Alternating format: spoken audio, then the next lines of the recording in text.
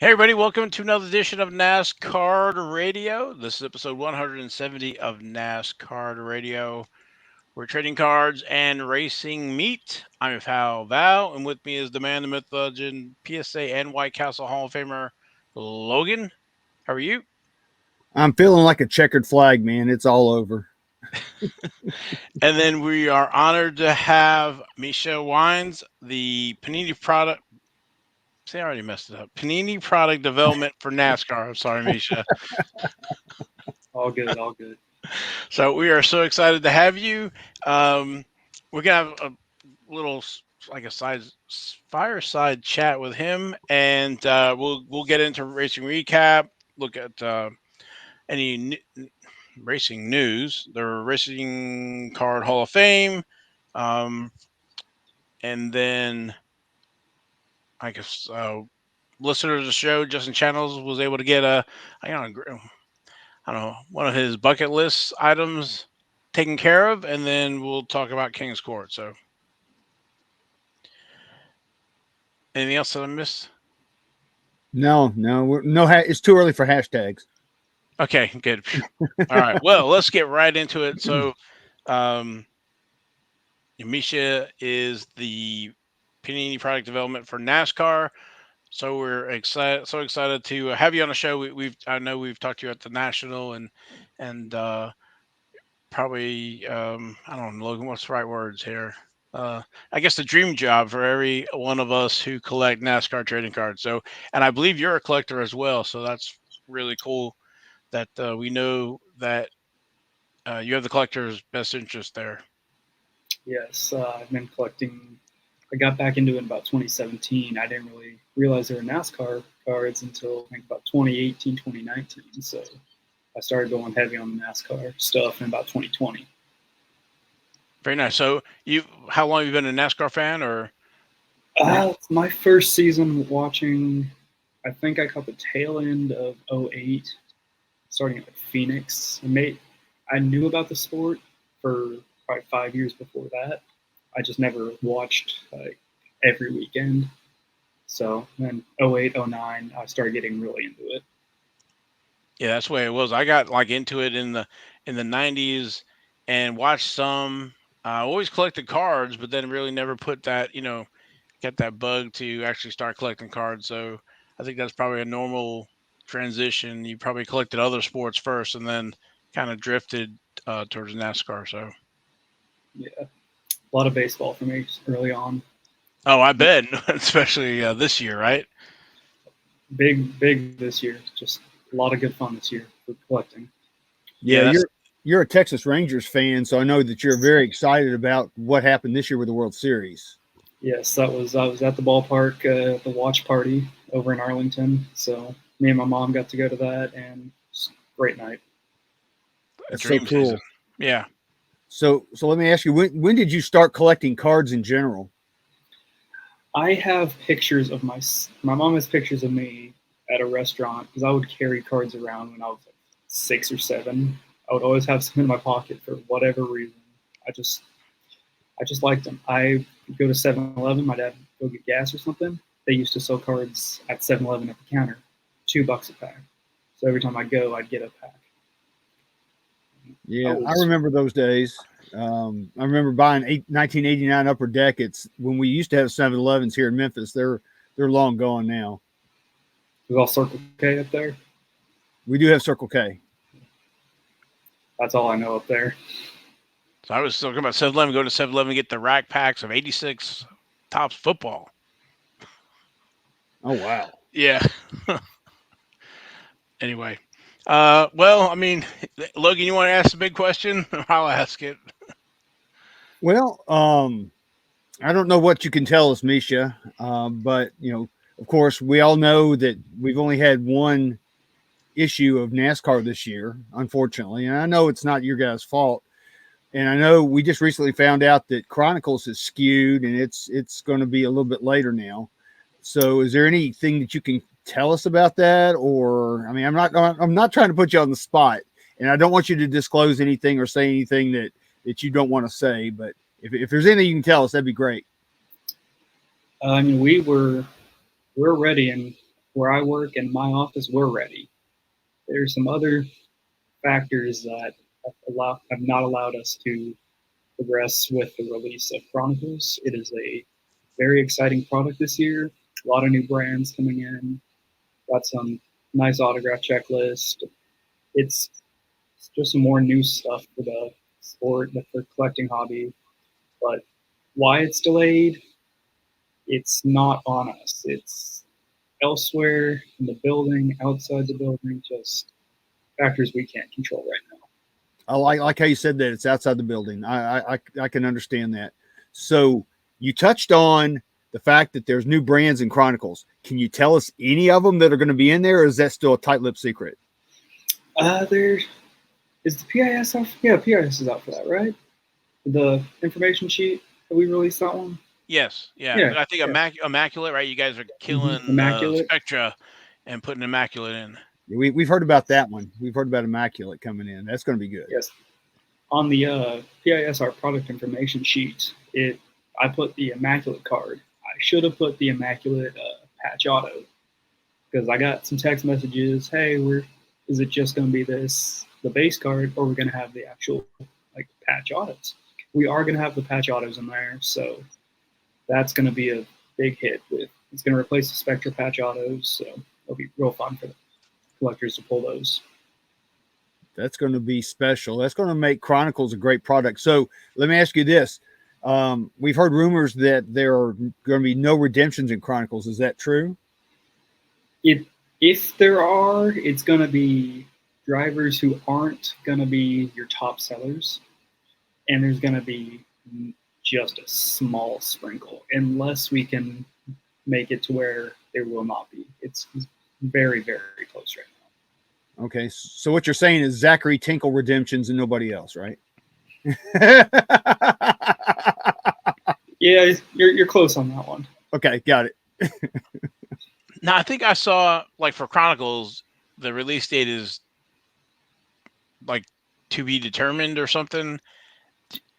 Do you know, have any other kind of more firm? Is it by the end of this year, maybe, or are we looking at 2024 being a big blockbuster for NASCAR? It's looking like 24 is going to be very heavy with products.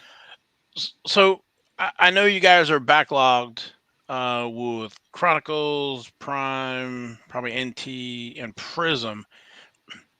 With that backlog, do you think you can get some of the 2024 product in there as well in 2024? I don't know if I'm making that sense, because I know you guys are falling behind, right? But do you see a point where you could catch up in 2024, or do you think we're just going to be behind for a few years until you can make it up? I think where we're at right now, Donruss is ahead of where it was at this point last year. So I think we're catching up a little with the circumstances outside the building and in the whole hobby. I think that's hurt us more. So I think we could have caught up if we didn't have those circumstances. Gotcha. I know it would be a lot to try to make that up. So, it would be. But that's good. That's encouraging that Donruss is ahead, because that was a product that usually comes out around Daytona, but around the 500, yeah. Yeah, but last year it came out actually at the National, which is July. So maybe we'll see that a little earlier than July, maybe. I believe it is the first quarter of 24, first fiscal quarter. Okay. Wow. So that would put a lot of products out between now and the first quarter of 24 then. Yeah, hopefully, unless we're probably going to have to get the 23 stuff out first, and then not long after Donruss will come out. I feel like a baseball card collector with sounds like we're going to have a new release like every few weeks for a little bit. And that's normal for baseball guys. Right. Man. I'll be making a lot of trips out to the printing facility to check out, do the QCs, doing all that, making sure everything's good for y'all to collect. That's cool, man. So be sure to find one of those 1-on-1s and put it in a special pack for me, will you? Yeah. Just kidding, man. Just kidding. Silver. It'll be silver. You'll be able to distinguish it. So, um, I know. So we wrapped up 2023 here, and I thought I saw you either tweeting out or we corresponded that you went out to Texas, to the track out there. I mean, do you see any? So F1 has had a promotion. I guess it was for the last 2 years. They've done Miami Grand Prix and then Coda. Then this year, Miami Grand Prix, Coda, and Las Vegas, where Tops was giving out F1 cards, whatever. But it was one of the things we always talk about is it'd be great to see like a track giveaway. And I didn't know if you guys were trying to work on something like that. I know with you coming in, you kind of breathe some new life into the NASCAR development, I guess you would say. So, Yes, I'm aware of the F1 giveaways. I would love to do some engagement at the tracks, especially Texas, with it being 25 minutes away from our office. That would be great. You can go to Coda. I mean, that's not that long of a trip. Phoenix wouldn't be too difficult. Kansas. I mean, if we can do independent track deals, say they can start selling blasters, even a blaster at the official NASCAR merch hauler, that would be a big win. It's That not a would lot be. to carry around. It's not as expensive as the big hobby boxes, and it would get a lot of kids engaged. I think the overall viewership of people going to the haulers and buying their merch and seeing, oh, there's racing cards, because not a lot of them actually know there are racing cards. so that's a great point, and Logan can speak from his own history there when he first learned about NASCAR trading cards. Was it in Talladega? Yeah, it was the spring race of Talladega in 1988. Um, I was and still am a big Bill Elliott fan. I like the King, and of course, and he's one of my all-time heroes. But anyway, back then they used to have every driver had their own separate merchandise hauler, and it was a complete semi. It's not like it is now where you've got like, Hendrick guys in one, and then you've got the Roush guys in one, so on and so forth. So I went to the Bill Elliott hauler to see what they had. It was the first race that I had been to that year, and I walked up there, and on the counter they had a little triangle pyramid stack boxes of 1988 Max. And I looked at them and go, "Oh my God, those are trading cards." I had no idea that NASCAR trading cards existed because I was collecting mostly baseball and some other odds and end cards at the time. So I asked them how much it was. It was $25 for a box of one factory set. And back in 1988, that's kind of pricey. But I bought it because I wanted it. Went and took it back to my car because I didn't want to let a bunch of drunks spill beer all over it at Talladega. But then when we left Talladega, my wife was sitting in the back with my mother-in-law. My father-in-law was sitting up front. She opened the box, and as we're going through traffic, she's showing me all these cards, and it was like, man, I'm in love with this stuff right now. It was completely awesome. So I could see where you could get folks engaged with some blaster boxes if they see those, because I never see them ever at the track. So if that's an option, that would be fantastic. At least with the Penske hauler, maybe, because Joey Logano, I think he has a relationship with you guys. So, yeah, I think that would be a massive win to bring in some new collectors who, I think to Logan's point, and even I've been at the NASCAR Hall of Fame, whatever, I have cards, and like people are like, where'd you get them? What are those? Like, yeah, they make NASCAR trading cards. So, but yeah, that'd Yeah, be awesome to either have them at the haulers or possibly do, maybe it's probably be really hard to do, but I was gonna say like the 4 championship drivers a pack at Phoenix or something at the end of the that would year. be a Or tough one to get done in a rush job, but yeah, Panini exactly. Instant. Or Darlington, the throwbacks. I always love the throwback schemes and stuff like that. Yeah, but Panini Instant or something like that would be pretty cool. So, but that's encouraging that we might get some track giveaways or not giveaways or but uh, blasters and stuff available at the track. right. I was in the garage area for the Texas race, and I just see people walking around with their notebooks full of cards. I'm like, hey, I like your cards. I was actually wearing that shirt that you have behind you, Val. So, like, got Panini labeled right on my chest. and I'm commenting on these people carrying around their Panini cards and asking do you like them? Anything you can do different? Well, they're pretty good. A few updates here and there, but overall they're good for getting signed.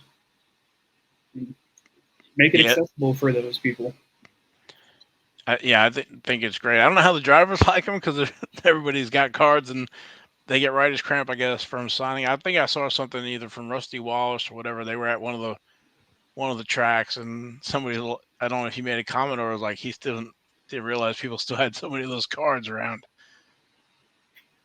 Yeah, no. Once those drivers get in autograph mode, they're going to sign anything. Oh yeah. Oh yeah. I tell the story about Richard Petty. I was at one of these. I think it was Stocks for Tots, and I had two books. I have two little books with cards in it. So I was getting the one card out. So I put one binder down, and that was a mistake. Richard Petty picks it up and signs the outside of my book while I'm looking for his card in the other book. So yeah, it's always fun. So I know that we had some NASCAR 75th anniversary cards come out in this year's Donruss. I assume, I've just made this assumption, that we will see more of those in the upcoming issues for 2023. Yes, and there will be an Optichrome element. Ooh. So those are going to look, with the parallels, they're going to look really good. Those are going to look great, man. That's going to be cool. Some shiny stuff for you, Logan. Oh, it's so shiny. Yeah, those were a nice surprise in Donruss, and it's with the 70th anniversary. I think that really was a nice addition to this year. So yeah, you guys did a great job. A lot of drivers have been returning their 75th stuff, so there won't be as many redemptions for the 75th signatures. That Donruss release, it was something happened to where we don't have them ready for pack out, but we can do redemptions and everything's shipped now. Everyone returned theirs quickly. Logan, you got all yours. Val, you have a couple, I think. Not yet. I'm still hunting for some. So that's cool. So do you have any idea how many autographs will be in that set, or can you tell us that? Not off the top of my head. So I can check tomorrow. But yeah, I can't remember exactly what's going to be in what right now. Okay, cool. Like I said, I really like those cards this year. You guys did a fantastic job on them with the diamond and all that. They're just beautiful, especially. And then also you got to look at the race kings and queens too. Those have the same kind of feel as well, and I really like those too. I think you guys did a great job on Donruss this year, by the way. Thank you. I was proud of that. That's my checklist. I did that in late 22. So that was a fun one to build. I think it was my first full racing product to do a checklist for. Yeah, the Race Kings Queens look amazing. And actually, somebody had tweeted out the other day they're working on that, like a complete autograph in-person set for those. And they look good signed. They look good without being signed. They look even better signed. So, wow. We more 75th stuff we're doing. There's going to be special inserts, special base subsets, and NT. We're going to have the diamond logo. Oh, I was going to ask you that. Yeah, we got some more 75th stuff planned. That's going to be so cool. I can't wait, man. I mean, it's kind of sad that the 75th anniversary season has ended, but hey, it can continue on with the racing cards for a little while longer. So that's cool. Maybe in 25 years, I'll be doing the 100th anniversary. I hope I'm still here in 25 years. I was actually talking about that with my son the other day. I said, let's see, in 25 years, I'll be 89. Maybe I'll make it. Oh, yeah, you'll be there. Yeah. We'll all celebrate at the National together. Yes, we will. So, you said you went to the Texas track and you were in the garage area. Did you guys take a bunch of cards and get drivers to sign them, or was that? There was a plan originally for that, but logistics change and all that. So, but we did get out to Phoenix. Not me, but my director and our acquisitions team got out to Phoenix, got a bunch of stuff signed for Prime and some stickers for Prism. So you carried a semi-tractor trailer out there, huh? I guess so. Because I mean, there's a lot of stuff that needs to be signed. You also need to get Ty freaking Gibbs to do some scribble because I've got a couple redemptions for him. Yeah. They had a acquisitions team, and my director had a lot of fun talking to drivers out there. I'm going through right now, seeing who can send some stuff out. Hey, you got some redemptions. Here's some stuff to fulfill those, and we'll be all caught up. I'm trying to get that work through right now. Well, have you had any better luck with some of the chronic non-signers? And we're not going to mention them, but I mean, have you gotten some more cards back now? Hopefully. Yeah, I've been going through reserving stuff for Prism. Like, these guys have their stuff; it's ready. There are a few who are still lacking on the pace of signing. So yeah, and some guys won't change. Well, that's true. And everybody out there listening knows who they are. So we'll just leave it at that. So that's really cool. I'm glad to hear that. So I know you guys have stuff on the drawing board that goes way on out. Is there any additional products that you guys are looking at for maybe 2024 besides, let's say we've got Donruss Prime, Prism, Chronicles, and NT. So that'd be the 5 that we're going to have this year. Is there going to be any more for 2024? It's looking like it's going to go back to a 4-product calendar year, which it's kind of a pain for collectors, but it's also going to help us catch up. That's true. I mean, you can always expand later. I think that's probably a good idea, is to go ahead and try to get caught up now, and then once you're caught up, then say, hey, maybe we ought to have another issue come out. So I'm cool with that. And there will be a product swap next year. So okay, a product. So I'll leave y'all guessing on that one. Well, what does that mean though? What does a product swap mean? I'm missing that. Is that the release dates or? So one product's going away. Okay. And then one of the current rotation of the 4 is going to get swapped out with something. And I will drop a hint that it is something that has been done before. So that leaves it open-ended, but also there's room to make an accurate guess. Okay. So Prime's going back away. Oh, well. Yeah, I think, we've talked to other guys before. The Prime is probably the one that is not every year, every one. But I was just thinking, like, with Donruss, you can't touch Donruss. That's your flagship. And Prism, that's close to flagship, I guess, except for 2017 when you guys put in Select. And then Absolute and Certified and Torque, I guess, are the 3. And then Victory Lane as well. Yes, Victory Lane. Yeah, 18 and 19 Victory Lane. Yeah. So, all right. So to be determined on that. But I think the new group that's in, me and my director, the market has been not as strong as it could be the last 2-3 years. What we're doing with more knowledge of other sports products, we're going to incorporate more of those ideas. Some things that have sold really well in the UFC, NFL, NBA. We're going to actually incorporate a lot of these ideas into NASCAR and see, do the racing collectors like it?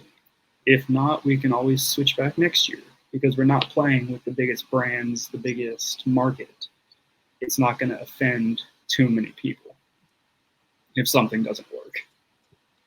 I'm happy to get anything, honestly. So you're not going to offend me ever. NASCAR is one of these sports. I don't know what the right way to say it is. I mean, some of the other sports, I think, partner with Panini and card manufacturers a lot better than I think NASCAR does. Just the way NASCAR's revenue model works or whatever, and having to deal with all the drivers individually, and then NASCAR itself, and the tracks are owned by a few different entities as well. And I don't think people realize how difficult it is. And then to try to get buy-in, to try to increase the visibility for cards. I just think it's really tough. So I know, Panini has taken it a step above with advertising on the car that gets you at the track, um, and visible to collectors. But it was so frustrating. I guess in 17 and 18, uh, to see tops in Major League Baseball falling all over each other or whatever, and pushing some of that stuff, and not being able to see, NASCAR. Because you guys pay for the license and all that stuff, to even for them to help you reach more collectors. So um, I'm excited about this push with some other brands, and try to bring, maybe, see, I don't know if you either go after N- NASCAR collectors that don't know about cards, or card collectors, and bring them into NASCAR. You know, And there's a middle ground there that I think that's where the focus needs to be. Because if we can get people who are knowledgeable to start even teaching people, like people coming in who aren't just going to go to the track. If we do something with the tracks or teams, buy a blaster and that's it. We want the people who are going to keep coming back, keep buying stuff, try and collect more to maybe get stuff signed in the garages. yeah, I always found that interesting. So at the NASCAR Hall of Fame, for years, like with Press Pass was around, they didn't even have cards in the gift shop or whatever. Now I have seen some Panini stuff there, but again, it's one of those things where NASCAR, I guess, maybe owns it, but the city of Charlotte runs it. So you have to go through multiple layers, and everybody's got to sign off to get the approval. So it just makes it. It seems like it's a battle, and it shouldn't be that hard of a battle, you think. My team, once my director, he's on board. He thinks going to tracks, going to teams would be a great idea. It's people a little bit higher than him who, where is it the benefit to us in a certain region? Like, where is it gonna help us progress? But I think if we can make this brand a little stronger by pushing for more engagement with fans at the racetracks, I think that would help change their minds a little bit. And it's got to be tough, because these are, business folks, and it's going to cost X amount to do this. And then how do you measure that this was successful or not? Mm-hmm. So that's the biggest thing. When I worked for Lance. Lance was coming up on its 100th anniversary. I was wanting to, this is before, I guess, NASCAR stuff, but to have baseball cards on the home packs, whatever. But you're trying to get Lance marketing to understand that they would get a lot of folks that would go after these home packs just for those cards. It's kind of like the Kraft macaroni cheese days for older folks, and I guess the Jello and all that other stuff. But anyway, but it all comes down to how much it's going to cost, and how can measure it to make sure it's a success or not. So why we all think it's going to be, the bean counters want to see the numbers. So Well, going off what you just said, Val, something that I think would really be cool too, Misha, and something you guys, I'm sure you guys have already thought about this, but like, for example, I know M&M's doesn't sponsor a NASCAR Cup car anymore, but take a product like that and have a special deal where if you buy this pack of M&Ms or whatever, there's a NASCAR card in that pack. Because I know Twizzlers did that a few years ago with, or several years ago with Press Pass, and Press Pass had several different things. Like they had the razors, the Gillette razors, they had Tic Tacs, they had all kinds of different things catering. that they had product placement in. So that may be something that, honestly, that'd be something I would like to see, because I love those kind of issues to where I have to chase those things and that they're not readily accessible to me. I have to go out there and buy the product to get it.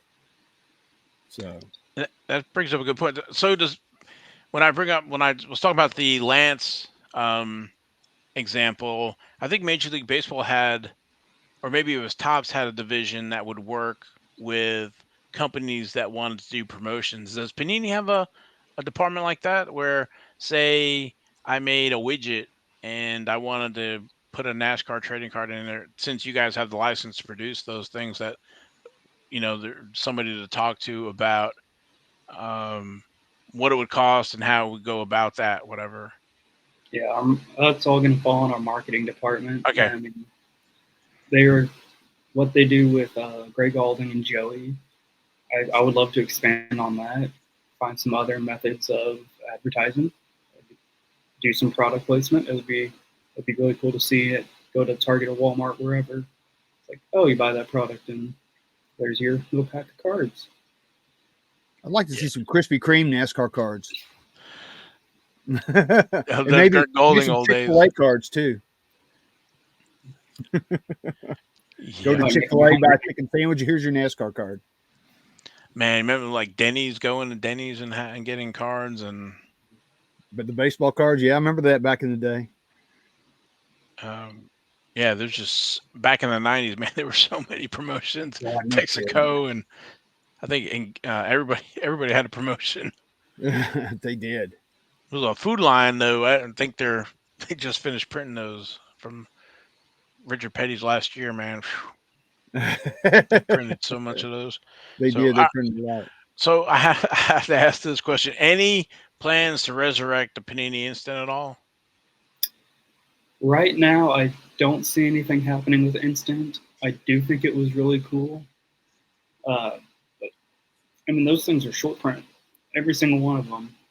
What was the highest number you ever saw? 120, 150 maybe? Yeah. Yeah, but there's a ton at 50 something. Yeah, Mhm. I'm working on that 2017 set. The 2016 I've got. 2017 is a tough one, but I still know 2017 was the first year for wins for Ryan Blaney, Austin Dillon, and Ricky Stenhouse Jr. Their first win cards are in 2017. And they have retirement of Tony Stewart and Dale Earnhardt Jr. But yeah, those are massive, massive short prints. I don't think they don't get enough love. They out of sight, out of mind. People realize how tough those are. I love I love Moments cards, like an immaculate Moments. Those are some of the best looking cards. It's looking back at them and saying, "Oh, I remember that. That was so cool." That's why I wanted to do for Donruss 24, little peek behind the curtain. We're going to be doing a Moments set because Donruss is classified as a replay of the previous season, which is why it's the final program with all the previous season fire suits and paint schemes. We're going to do a Moments set, just stuff all throughout the year from a close finish, maybe somewhat an underrated driver, an unexpected driver winning a couple races in a row, or something like the Hail Melon. Yes. In NT, we're going to have another nice moment set in there too for that season. And I've seen the cards, I've done our routings, I've looked at them, make sure they're all clean. Some of those cards look just amazing. A certain Carl Edwards moment at a large super speedway where his car didn't quite make the finish line. I mean, that's going to be I think that card's going to be a pretty nice one. I have the rear bumper off that car here. Do you really? Yeah. I really, really do. Wow. I bought it. They had a charity auction soon after that, and I splurged and bought it because I was at that race.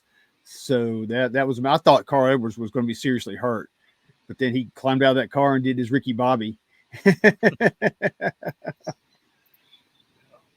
That's cool, man. Yeah, Moments are just love the Moment sets. They're just a snapshot of time in a historic place. And we've always, I was saying, NASCAR had like a season recap between, I don't know, I think it was Press Pass VIP or even in 89 Max, I guess it was, had the previous year wins. And even in 2016 Donruss with the winner circles, I think it was the recap. But that made thing. Have you guys in 2016 Prism? You guys did use the NASCAR Hall of Fame logo. I have not seen it in another product since. Anything with that, or celebrating this new class of Hall of Yes. Famers, or Yes, we will have in Prime. We will have a.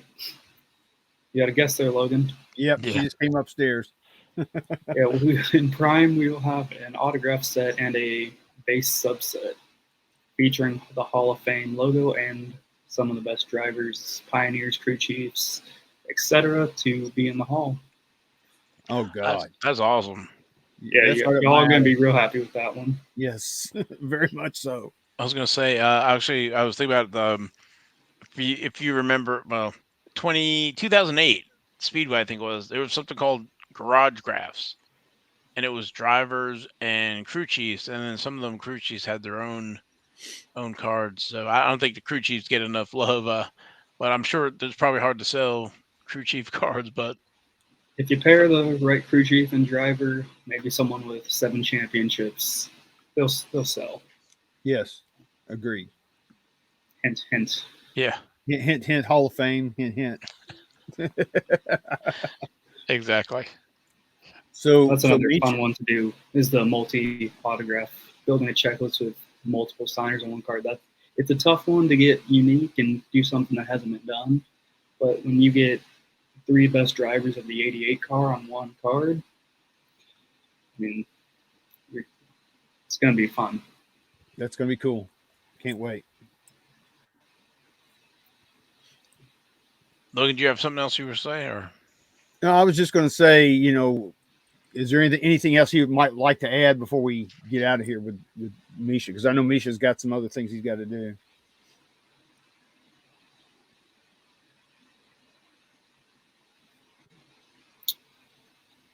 I'm all good. Okay, you're all good. All right, Y'all cool. got anything else?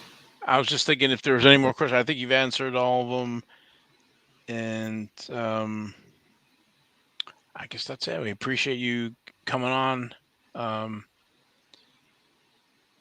Thank you for the insight into the products era. It's some exciting stuff coming in 2024. Everybody save your money because we got a lot of product here coming hopefully in 24. So like Logan was saying, is we don't usually see products. I guess we see them every quarter maybe. So now we might see them every month. So that'd be cool. Yeah, that's Yeah. that's cool. So Misha, do you have any contact information or any way that somebody can get a hold of you if they need to? Yes, I have my X, formerly known as Twitter. It is Misha Wines 97. And my Instagram is mwines_cards. It's where I show off my cards that I collected over the years. And those are probably the 2 best places to, if you have a question, to DM me on one of those 2. Okay, sweet. That's cool. I do have one question. What is one of your favorite cards in your collection? Oh, favorite cards in my collection.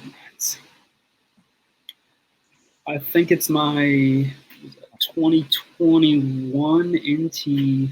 My first ever box of NT was racing, and it was a solid box. Got Noah Gregson auto, then Chase Elliott dual sheet metal booklet. But the best card in there was a Dale Jr. auto at 25. I was stoked for that one. I know you were. Everyone at the card shop was huddled around me, watching me open the box. I had to get it done quick. I had to get to work. So I pulled it. I celebrated a little and hauled back to my apartment to change and get ready for work. Awesome. Well, okay, that made me think of one more thing for NT. I'm always pushing. I want the box design to be checkerboard, so you can tell at the show that it's net Right. racing and not football, Right. basketball. Yeah, I've had that experience. Oh, is that racing? Oh, no, it's football. Is that racing? No, it's baseball. Yeah. So I think checker flag would distinguish them from all the other sports. So Agreed. make them the envious of the NT. Speaking of changing things up, the parallels for Donruss 24 are gonna blow your mind. A lot of changes. It's really going to bring some more value to some of the parallels. Awesome. That's going to be nice. And a hint is that we don't have our own Donner's Optic Racing. So do with that what you will, and look forward to that. What I said? What about Donner's Optic? We don't have a Donner's Racing optic product, so if we can incorporate that a little bit more, I think it'll help collectors grow and sell stuff. Okay, that's cool. A lot more shiny stuff. Shiny. That makes Logan happy. I like shiny. We got to come out. Well, yeah. Okay. Anyway, Misha, appreciate it very much. I know you got to go. You have some other things to do, but we appreciate you coming on, and you're welcome anytime. And thank you very much. Yep. Thanks, man. Appreciate it a bunch. I loved being on here. Definitely have me again. We're not going to talk as long tonight as we did at the National, but some other time we definitely can. All right. Sounds good. Sounds good. See you guys. Yep. All right. See you, man. That was cool. That's a lot of good information.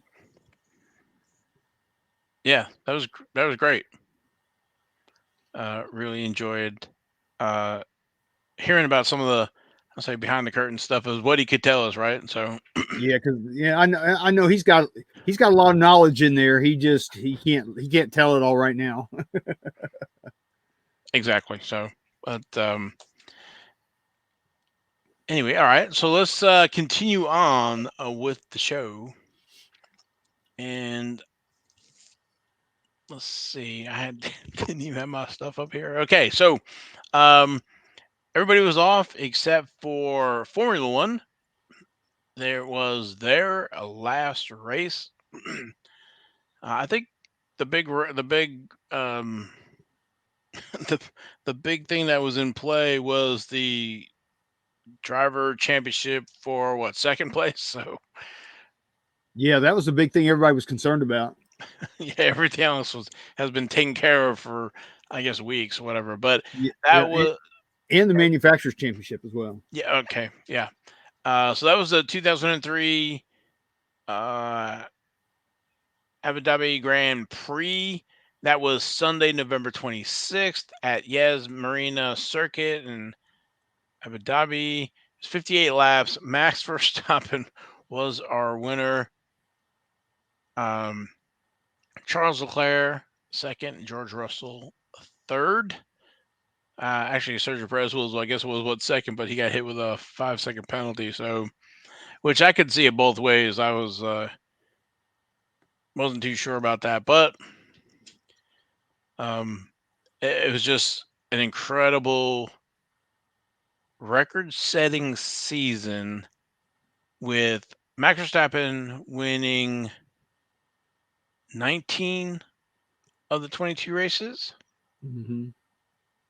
for a win total of 86.36%.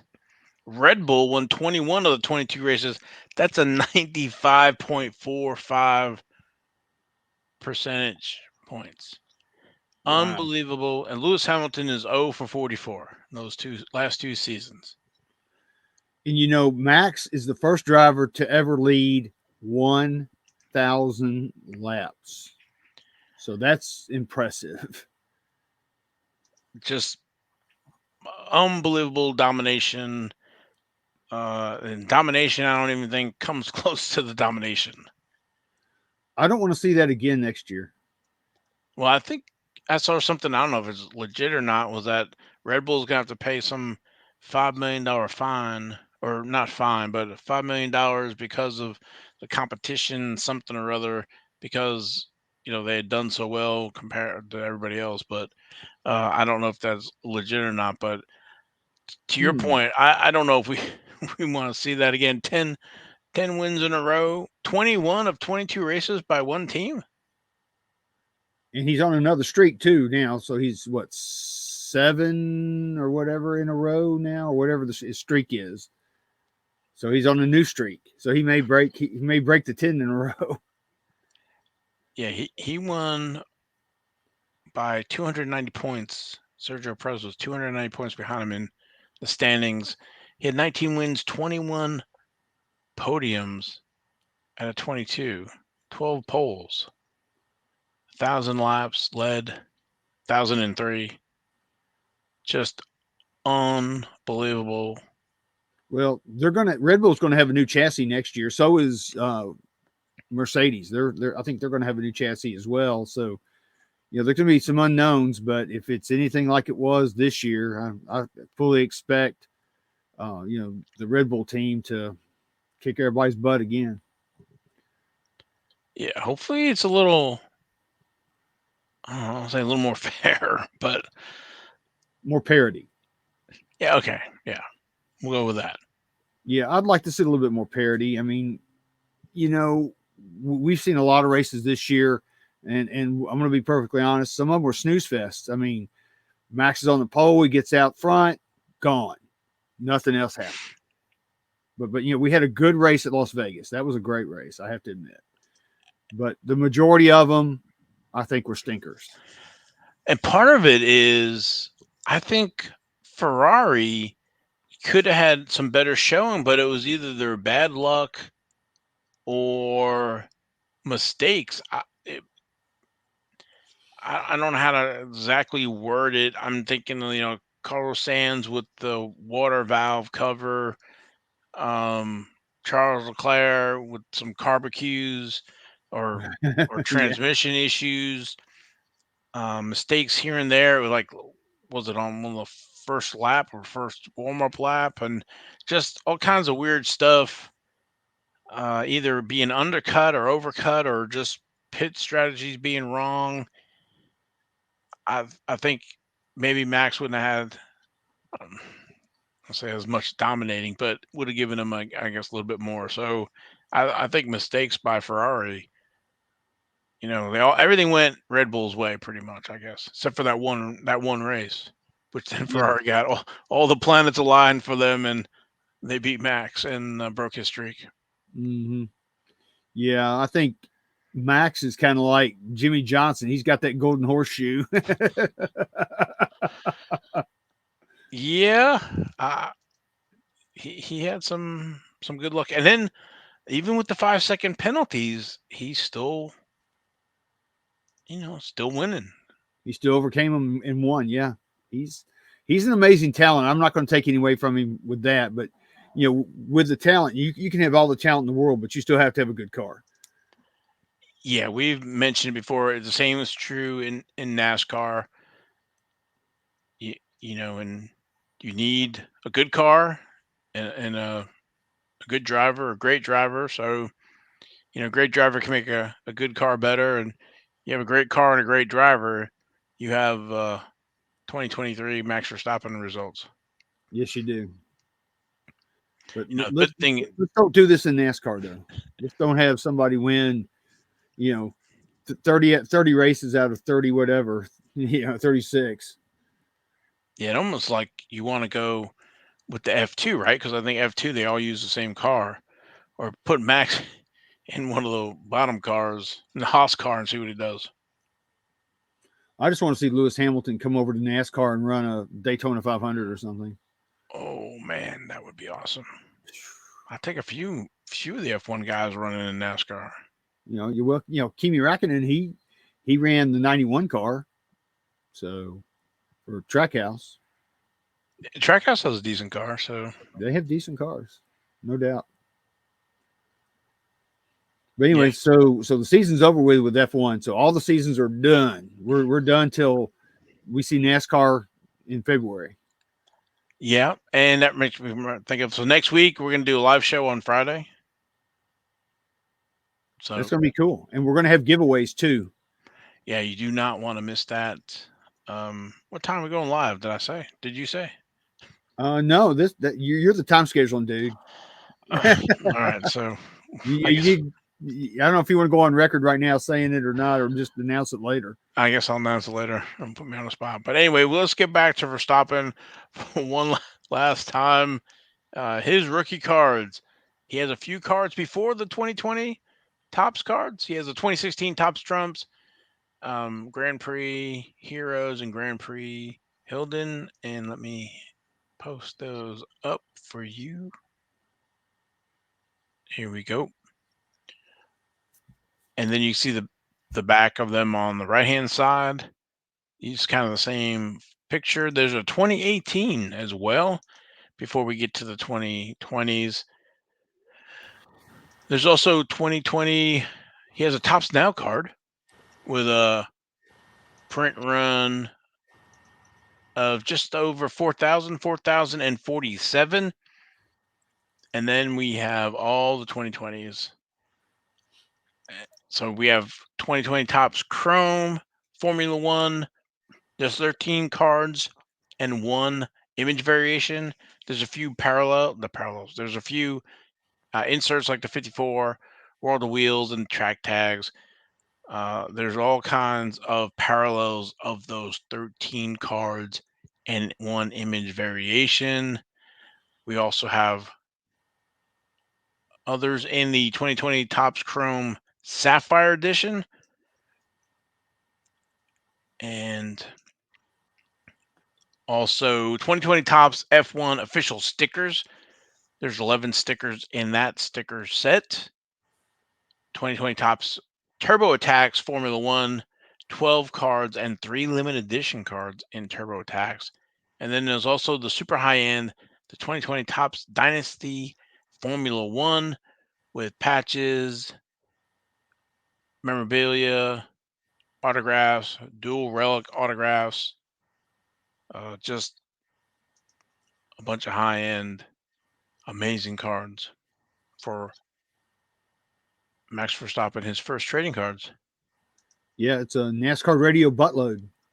It sure is. But I want to say if the prices have come down because everybody is so, I don't know, it's kind of like Jimmy Johnson. No, nobody wanted to collect them, or he's everywhere, and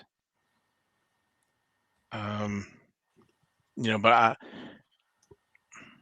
I think they're decent to pick up at this. So, I mean, before we blink here, he's got 3 championships. Yeah, it just seemed like yesterday he was fighting Lewis Hamilton for his first one. So. Exactly. So we're gonna blink again, and is he gonna have 2 more? So, or at least was he third, fourth on the list of wins already? He's I think he's third. Yeah, he's got 54. I think 54 wins already. Yeah. And Lewis Hamilton's got 103. So. Yes. So Max needs some massive years, but and then Michael Schumacher's in the middle there, somewhere in the 80s, I think. He's got 91. Okay, he's second with 91.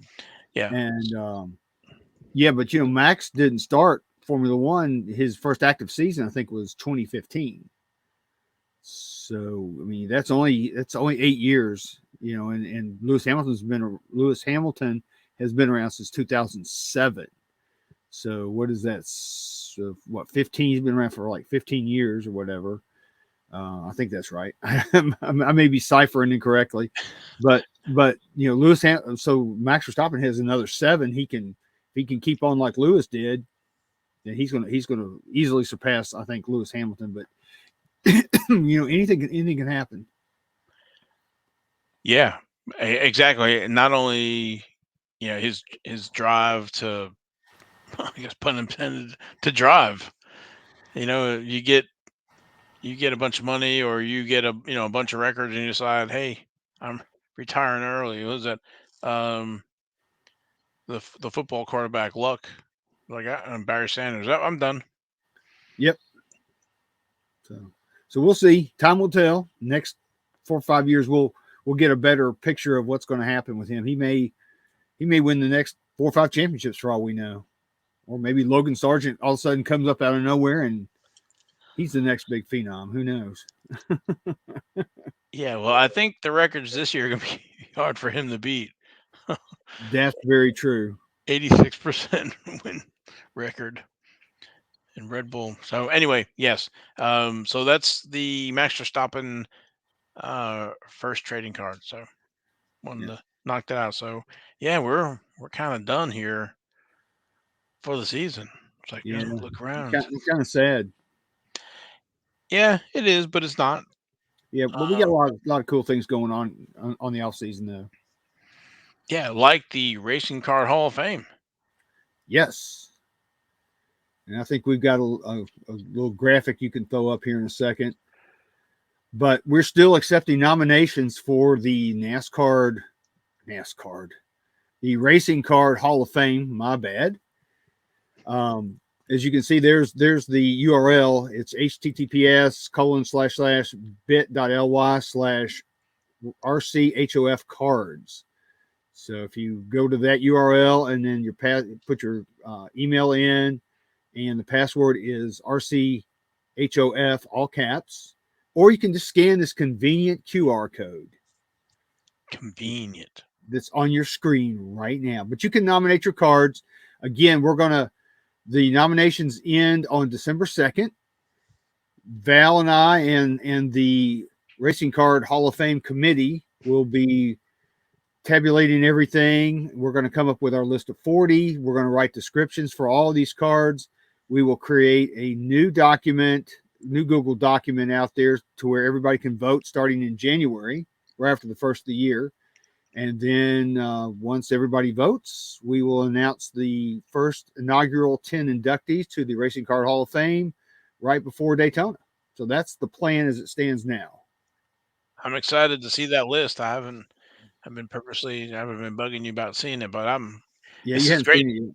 I know. I can't wait to see the nominees and then work on voting for the induction. That'd be awesome. So there's one card in particular that I'm sure I'm not going to mention it, but it's pretty much on everybody's nomination list. Pretty much everybody, not everybody. There's a few that have not nominated that card, but for the most part, yes. Well, I was put down on Twitter. I mean, hey, F1, IndyCar, NHRA, motocross, NASCAR,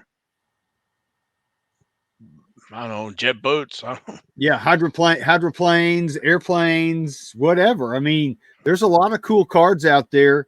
If you go out to the PSA set registry and look at my Motorsports Hall of Fame of America set that I'm continually working on because they induct new people every year, you'll see all these different people that are in that Hall of Fame who've been inducted from all these different motorsports disciplines. So you can kind of get an idea of what kind of cards they have. So, if you don't know what you want to put out there, go out there and look at that and maybe give you some ideas. I don't know. Yeah.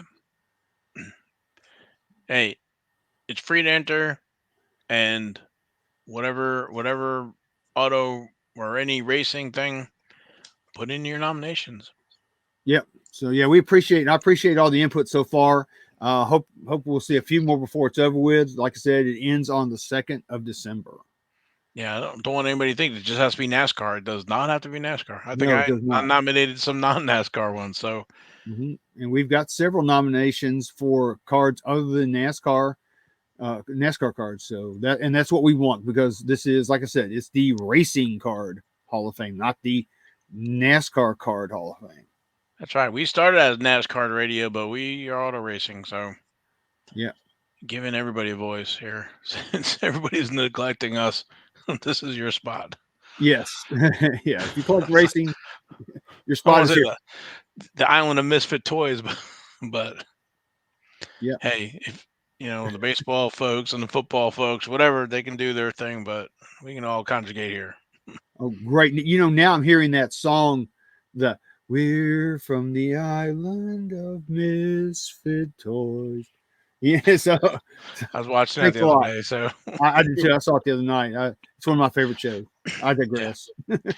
Yeah, we both do. Okay, Yeah, so we're already at time here. We got that great interview this morning. The earlier today.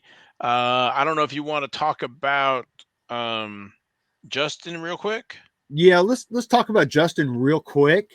For those of you who may or may not know Justin Channels, he is one of the owners of the California Roadshow trading card shop, the sports card shop in California. Of course, California, yeah, go figure. But Justin is also, he's a big NASCAR card collector. And of course, one of the cards he's been after for quite some time is the 1972 STP Richard Petty. And he recently acquired one. I think it was a PSA 2.5, if I remember correctly. He has since cracked it out, and he texted me today. He flew out from California to North Carolina just to get Richard Petty's autograph. And he was successful today. He got Richard Petty to autograph that card. And he also got him to inscribe it as well. So if you want to follow Justin out there on social media, he's at, I think it's at Justin Channels, or I should have probably been prepared for that, but I was not. But there's a picture of him right there. He's got the card and he's with the king. He said as soon as he pulled up, the king was getting out of his car. So very perfect timing on his part. And there's a close-up of the card right there. Hey, Richard Petty 200. Yeah, he got the 200 on there because Richard Petty doesn't normally do inscriptions. That's not his thing. I've never asked him. Yeah, Justin's handle is at Justin_channels. That's what I thought. So give him a follow. We are probably going to reach out to him and see if we can get him on the show in the near future so he can talk about his experience, because I'm sure it was pretty cool. Yeah. In fact, I know it was cool. Anytime you meet the king is cool. Yeah. And then he went in the museum too. So yeah, and there's some pictures of the museum right there. Everything is signed. Yeah, Richard Petty signed everything in there. So you if you ever go out to that museum in Randleman, you will see every piece of memorabilia is signed by the king, because he was told that if he signs it, it's going to be worth more money. So that's what I heard. But yeah, there's the card again. And for a 2.5, that's a beautiful looking card. Yeah, I know. I think maybe down here in the bottom left-hand corner, maybe it's got some surface. I have to look at that 2.5. But anyway, it's we talked to him in Chicago about trying to acquire a Richard 72 STP Petty. That's the toughest the part. Richard, shows up at the museum once a week, so that was really cool. And so he talked to us about flying in or trying to meet with him to get that signed in person. So I'm so excited for him. I know this was something he's been wanting to do for a while. So that's it's just awesome. Yeah, he texted me about it today. He told me he was going to go into more detail later tonight, so I haven't heard back from him yet.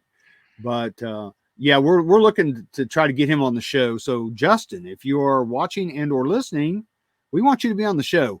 So I'll reach out to him, and I'm sure he'll be on the show. He's a cool guy. He's a great guy, and again, his story, might inspire somebody else to do something like this as well. So yeah, really, really cool. The NASCAR drivers, for the most part, are fantastic. Mm-hmm.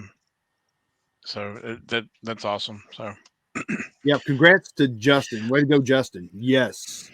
Yeah, it's one off his bucket list there. Yeah, no doubt. So now there's one less PSA graded card in the population when you think about it. Yeah, I've probably done a few of those myself too. So yeah, I think I turned in all my stickers though. I do that too. So yeah, that's something else. Real quick, if you crack cards, PSA is not going to ding you for sending them the labels, because what PSA does with the labels, once they get them, they will adjust the population report accordingly, and we'll have a more accurate population report. So that's a good thing, because I've handed some directly to Joe Orlando and to Steve Sloan over the years. I just wait till I go to the National and go, oh, hey, here. I hand it to them and they go, oh, thanks. We appreciate that. So they don't ding you. They don't hate you for doing that. Nope. All right. Also, NASCAR news. Yeah, real quick. You want to talk about what happened today with the new TV deal? Yes. So I believe that Amazon Prime got a few, 6 races maybe? I think it's 5. I think they're going to split the 10 races in the middle of the season between TNT Sports and Amazon Prime, I think.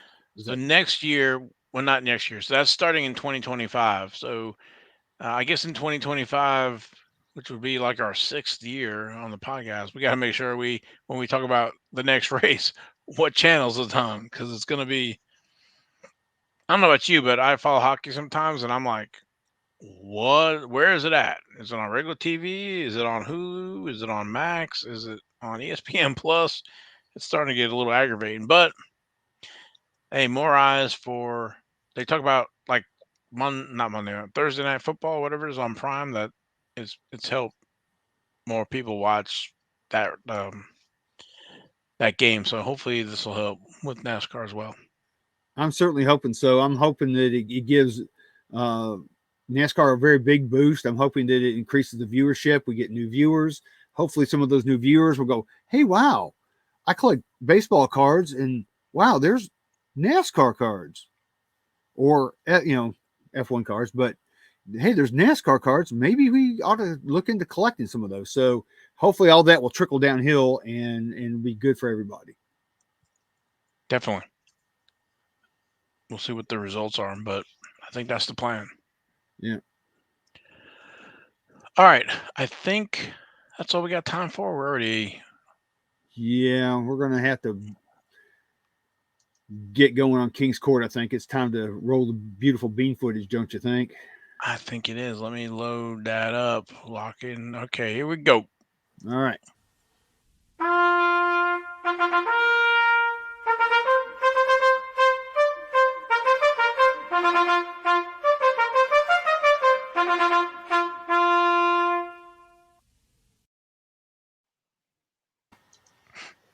All right. Welcome to this week's King's Court. And before I even start on this, I'm going to say there were so many cool cards that ended on eBay this week. I could have done 10, maybe even 15 honorable mentions. There were so many unbelievable cards out there. So it was really hard to whittle things down. But we're going to start out with our honorable mention number 1. This was on the 27th of November. It's a 2013 Kyle Larson Gold out of 125 auto rookie. It's from Press Pass Fanfare. It's a PSA 10 Pop 1 Gem Mint, it says. And they were asking $1,795 for this. Now, keep in mind, this is rookie time we're talking about. They accepted a best offer of $999 for this card. Wow. Yeah. Whew. Yeah. So looks like, we're starting to see glimpses of people actually really recognizing some of these cards for what they're, really probably worth compared to these other sports, right? So Yeah, definitely. I mean, I'm trying to think of what the higher ones were numbered, but they're not exorbitantly numbered. The 2013 we talk about that fanfare. That stuff's dried up. So. Well, do you remember back at the National back in 2013 when they had where Press Pass was giving away the little packs that had cards out of 5? I don't remember. No, I don't remember that. You remember that? Well, that's where I got I have this card in an auto. It's out of 5. Yes. Yeah. I know exactly what you're talking about. Yeah. Gotcha. They're the green. Have the green foil. Yeah. Yeah. Pretty cool card. But yeah, an amazing card. Yeah. So that's pretty cool. You've had some of these in the past? Don't you have one of these? I have. I can't remember. I have to look. I've sold some, but my big thing is the 2013. I think Fanfare. They're autographed. The base cards are autographed, or the die cuts are autographed. So I went through a phase where I was getting a lot of in-person autographs from him on the Fanfare and Total Memorabilia. Yeah. Do you remember when we went to the NASCAR Hall of Fame? We went to the when they had all the drivers at the convention center that year, and I think it was 2014 maybe, I think, or 2013. I can't remember. My mind is whatever. But remember, I went up to Kyle Larson with his rookie card from Total Memorabilia, and it was the first time he had seen one of those cards. He goes, "Wow, this is really cool," and he signed it and everything. So I've got that card. So I thought that was pretty cool. Yeah. So Awesome. yeah, it's a great card. They're tough, and he's a Hall of Famer. Going to be. He's going to be in the Hall of Fame. Yep, sure enough. All right, so let's move on, I guess. Honorable mention number 2. This was on the 28th of November, and Ken's going to like this. This is a PSA 4.5 1911 T36 American Tobacco George H. Robertson. And then there's also 2 more cards. There's a PSA Mulford, and there's also Ralph De Palma. So you got 3 cards here for one price. All 3 of these cards, I think 2 of them are 4s and one of them's a 4.5. I think the Robertson's a 4.5. But they were asking $1,100 for all 3 of these cards. Guess what? Guess what? Get a click. We got a click. Wow. Click. And they bought all 3 of these cards total for $1,100. Man, I'm just telling you, that red is so bright. That is, It's beautiful. oh my goodness. Yeah, that's something else. So yeah, if you're looking to do some vintage racing cards, the T36 Auto Driver set from 1911 is a awesome set to collect. I've got a handful. I think I have maybe a third of that set. They're hard to find, and now with all the crazy things going on with the price increases in Formula One and everything, these cards have gotten quite pricey too, as you can well see. I mean, this is what, $366 Yeah. average price per card. Wow. Very And nice. yeah, and these cards have just a little bit of education. These cards have 2 different backs. They have a Hassan back and they have a Mecca back. So there's 2 different backs. And it's a 25 card set. So there's conceivably at least 50, but I think there's also some other variations. I forget what they are. I tell you what, Ken knows all about these cards. He's collecting them.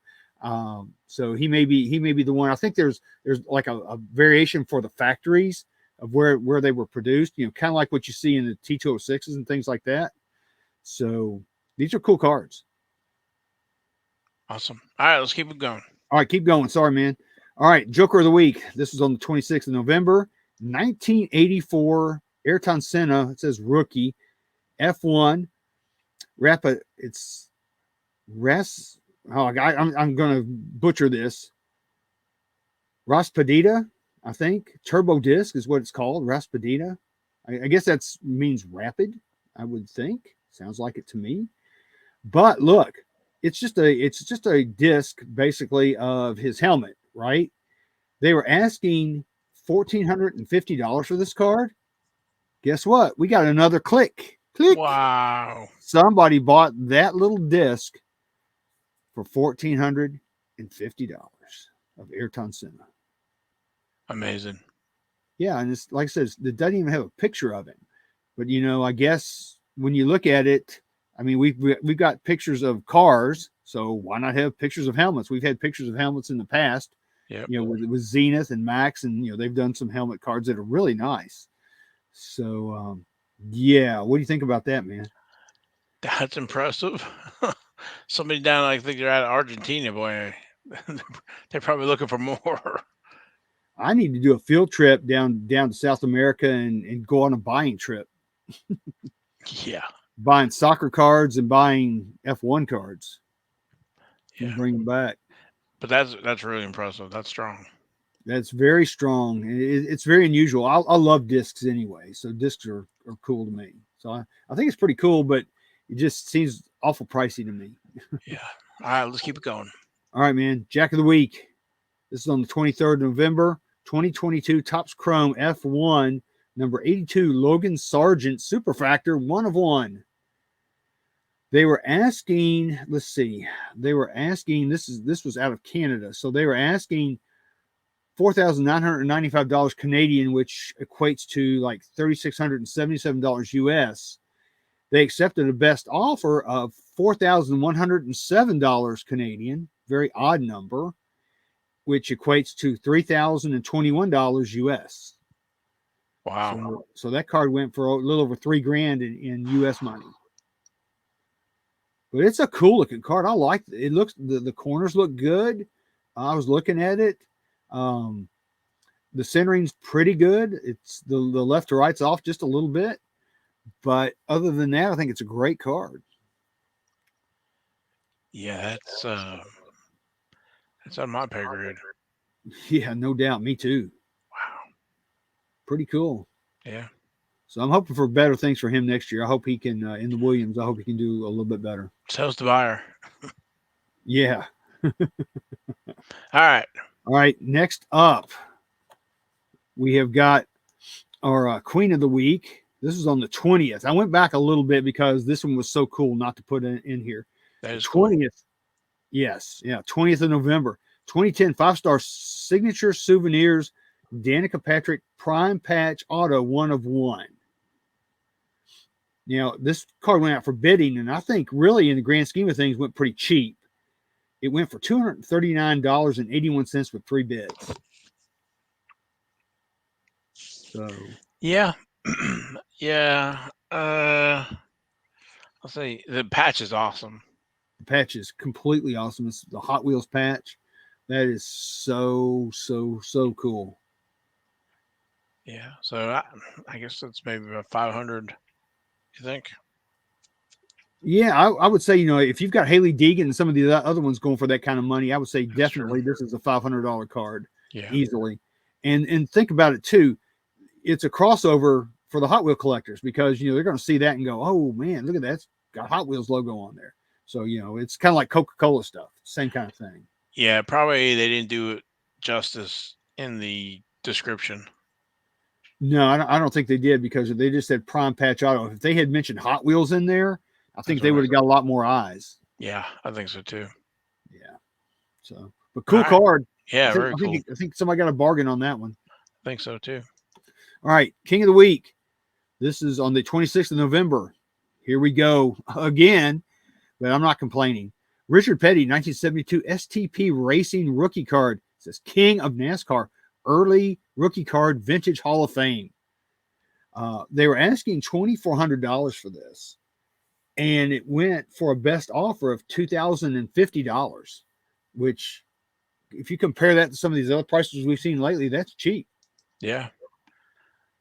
Because these SGC cards usually if you were to take that card and cross it over to PSA, it would probably be a PSA 4 because there's usually a 1 number grade difference between SGC and PSA. So this would probably equate to a PSA 4. It looks good. It's a good looking card. The back doesn't look too bad. I don't see a bunch of those brown spots on it either. No, just look at maybe some of the corners are say dinged, but that's it. But it doesn't look like there's any marks or anything, so no browning. Yeah, and the population for the SGC, they've only ever graded 4 of those cards completely, period. Yeah, it's a tough card. It is. And I looked at BGS, they've only ever done 6. Yeah. So yeah, very low population. That's why I think people don't realize is when you start looking for one, that's when the problem comes up. You can go on eBay and find all the 52 mantles you want, but you're not going to find all the Richard Petty rookies you want. No, you're not. And we've talked about it like forever and forever, but this is our 52 mantle right here for sure. If you want to compare it to the other sports, this is the NASCAR version of the 1952 Topps Mickey Mantle. Yeah, we're not going to find a big fan of these. They're not going to find a bunch of wax packs with them or anything like that, since that's not how they were distributed. So no, because they're just so hard to find. I mean, you just can't hardly find them. I mean, PSA's only ever graded 32 of them total. So between 32 and the other, for only 42, there's only 42 graded examples total between PSA, SGC, and BGS. 42 total. Yeah, I need one more for 43 total. Yeah, that's true. Good call. Thank you very much. But again, this is a 50-year-old card. Oh my God, that's hard to believe. I didn't think about that, but you're right. Yeah. Yep. Anyway, all right, let's keep it going. All right, keep going. Ace of the Week, our 1 of 1. This is on the 23rd of November, 2021. It's Topps Chrome Sapphire Formula One F1 Max Verstappen. It's a 1-of-1. I can never say that word. Pad Prashada, or I don't even know how you pronounce that. I'm butchering the crap out of that. But anyway, it's a PSA 9. Okay. They were asking $9,999.99 for this card. They accepted a best offer of $4,000 even. Wow. Yeah. Incredible. Yeah. Well, the F1 cards are, that's kind of the way they're going. But it's a nice card. I mean, I'm not going to disparage this card at all. I think it's a great card. Do I think it's worth $4,000? I don't know. Maybe time will tell. Like what we were talking about with when Max gets 10 championships or whatever. But yeah, I like that purple. I don't know what they're called, purple, pink, whatever, in that dark, driver suit and hat and everything else. So I think it presents real well. It's a nice looking card. Yeah, I think you pronounce that Pad Parasha. I think is that. I mean, somebody out there, please correct me because I know I am butchering the holy crap out of this. So, but yeah, cool card, man. Congrats whoever got it. Yeah. All right. Lastly. All right. Oh, yeah. went too far. All right. Our Royal Flush of the Week. This was on the 26th of November. Max Verstappen 2022 Topps Chrome F1 Orange. Gee, we never see any orange cards on here at all. Super short print out of 25. This is also a PSA 9 with an auto grade of 10. It says GOAT. Well, he's getting there. But they were asking $3,999 on this card, and it ended up with a best offer of, this is a weird number, $3,591. Interesting. Very interesting. It's a good auto he's got on there. Of course, it's a sticker, but people like these orange cards, man. I like them. I think they look great, especially with the Red Bull logo and everything. It really makes a nice looking card.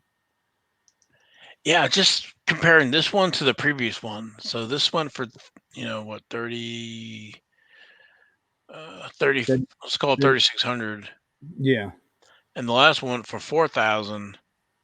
But that was a 1-of-1. This is 1 of 25. Yeah. But this one is autographed. The other one's not. It's just, I think this was probably a good price on this. I think so where too. I'm going. Comparing, the previous one, I think this was a better deal. Mm-hmm. No, I agree with you. I think this is a much better deal. And I'd love to have the autograph. Have an autograph of Max. I really don't have any F1 autographs unless you want to count Mario Andretti. Yeah, I'm in the same boat.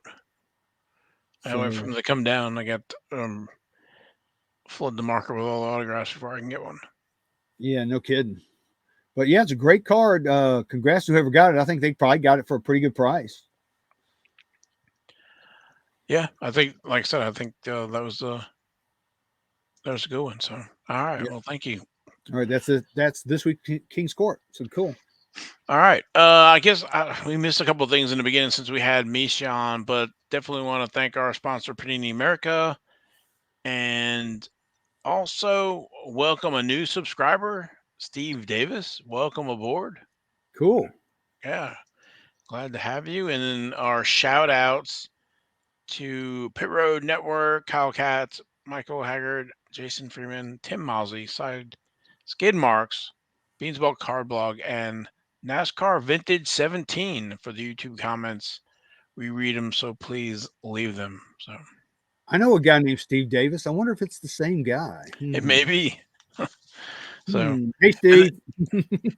And then just to clarify, so I guess I don't know, whatever this section of the thing where we go back and tweak anything, I guess it was wrong previously. So the ComC does not price cards. I was mistaken on that. Back in 2015, 2016, whenever I started with ComC, that was an option. I swear it was an option. So, but you make that choice one time, and I never went and visited, so I don't know if that disappeared. So, but it still stands that the seller was the one who had that removed, and that is a legit policy that COMC can allow. But I need to investigate if buyers are allowed to return stuff. So I think if sellers can reverse the sale, I think buyers should be able to return stuff. So Yeah, the remorse should work both ways. yeah, exactly. So I will have to dig into more of that. So because I wish I could return a few things. Yeah, I mean, there's a lot of people who've bought some quarterbacks in other sports that wish they could return some things right now. Or how about returning some F1 cards from? Yeah, that's Anyway, true. so yeah, I just want to clarify that. So COMC does not price cards. So Yeah, our apologies for that one. yeah, but I guess that's it. And anything else? Next week, Live next show. Friday, live show. We'll have it on social media, and we're gonna have some giveaways. Not just one. We'll have a few. So maybe have a giveaway every 10 minutes. We'll see. Yeah, But we'll have some odds and ends stuff. It'll be fun. But come on in the chat if you want to come on the show, and I guess be wide open. We'll talk NASCAR F1 cards and I guess whatever else. Yeah. So Yeah, I know and last week on Hobby Hotline, it not was it last week? Yeah, I think it was the the conversation went to talking about Cola Guard. So anything can happen. oh my goodness, Polar Guard. Okay. All right, so we'll see if we go there or not, but Hashtag Cola Guard. there, there you go. And I guess they're having celebrations in Nashville. I saw that going on. Yes, they are. Speaking of that, I'll speak to that real quick. I looked to see if there was going to be any autograph sessions. I did not. I searched and searched because if there were going to be some, I was going to go, and I didn't see anything. It just wasn't worth it for me to go. Looks like everything's a private function, which I think really in NASCAR's 75th anniversary, I think that's a disservice to the fans. But it is what it is. Yeah, I knew. They've done autograph sessions before, so They have. maybe things change. So as I always say, once you think you got something mastered, it always changes on you. Indeed. So anyway, we'll leave it there. Appreciate everybody watching, listening on the podcast and YouTube. And again, special thanks to Misha for hopping in on today with everything he's got going on. So we definitely appreciate that. And hopefully everybody learned a few things and got to see peek behind the curtain. So Yeah. Hashtag skid marks, hashtag slab fire, and Ty freaking Gibbs. all right, we are out of here. We will catch you next week live.